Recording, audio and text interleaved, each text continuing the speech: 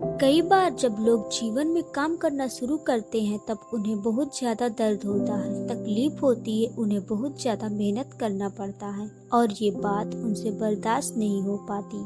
उनका शरीर जवाब दे देता है और वो उस काम को छोड़कर किसी और तरकीब से सफल होने का प्रयास करते रहते हैं। लेकिन याद रखिएगा, इस प्रकार से कोई भी व्यक्ति जीवन में सफल नहीं हो पाता।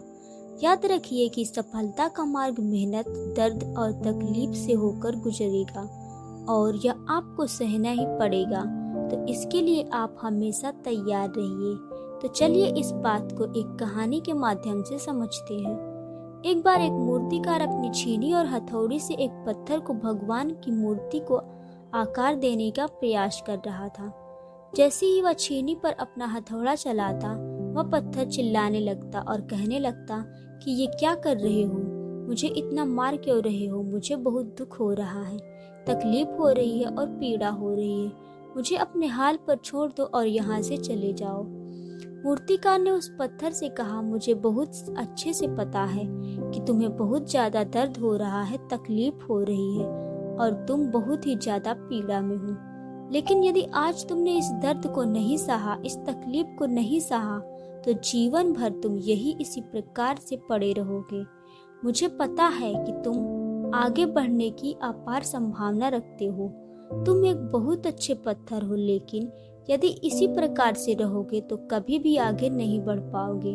कर मूर्तिकार औजार उठाया ही था कि पत्थर फिर से चिल्लाने लगा, गिड़गिड़ाने लगा, विनती करने लगा कि मुझे अपने हाल पर छोड़ दो। मुझे पता है कि जीवन के लिए कौन सी चीज़ सही है और कौन सी चीज़ गलत है। मुझे बहुत दर्द हो रहा है, अब मैं इस तकलीफ को बहुत ज़्यादा नहीं सह सकता। मैं जिस हाल में हूँ उस हाल में मुझे छोड़ दो और यहाँ से चले जाओ। उस मूर्तिकार ने फिर से उस पत्थर को समझाने की कोशिश की, ज्यादा अधीर मत बनो और अपने सब्र को बनाए रखो, थोड़ी देर और इस दर्द को सहो।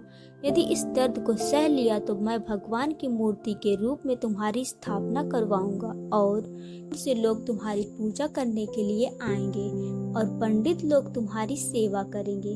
लेकिन पत्थर मूर्तिकार की एक बात भी नहीं मानी और वह चिल्लाता रहा, अपनी बात पर अड़ा रहा। अब मूर्तिकार भी थक चुका था और वह वह उस पत्थर को छोड़कर आगे बढ़ा और थोड़ी दूर एक दूसरा पत्थर दिखाई दिया।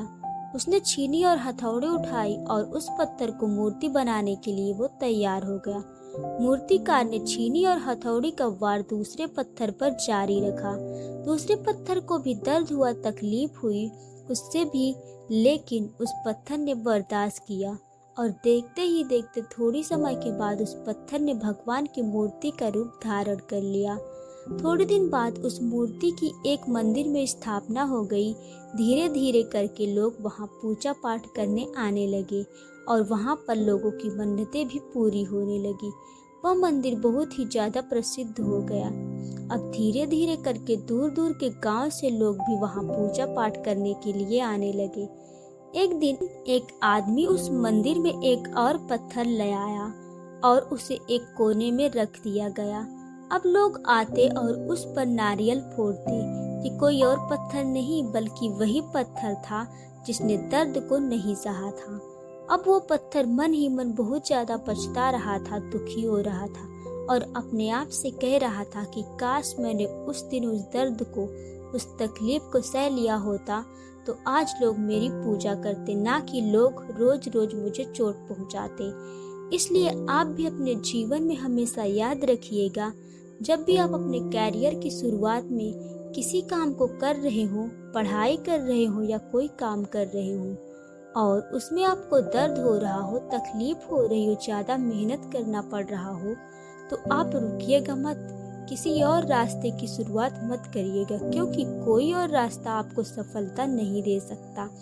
आपको उस दर्द को, उस तकलीफ को सहना ही होगा और उस दर्द को, उस तकलीफ को सहकर आप ज्यादा मजबूत बनेंगे और तभी आप अपने जीवन में आगे बढ़ पाएंगे। और जीवन में हमेशा याद रखिएगा कि आपको पहले पत्थर की तरह नहीं बल्कि दूसरे पत्थर की तरह बनना है। यदि ये कहानी आपको पसंद आई और इससे कोई सीख मिली तो आप अपने दोस्तों और अन्य लोगों के साथ इसे शेयर करें। और धन्यवाद।